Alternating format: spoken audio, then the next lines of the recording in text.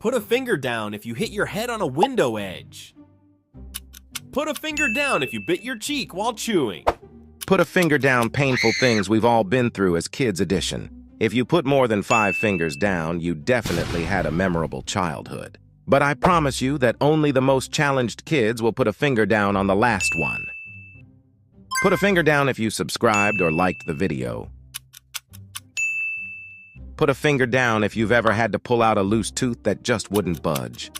Put a finger down if you've ever twisted your ankle while running. Put a finger down if you ever got into a fight with the first person who pops up when you click share and then more. Put a finger down if you've ever stepped on a Lego. Put a finger down if you've ever had to wear an itchy cast.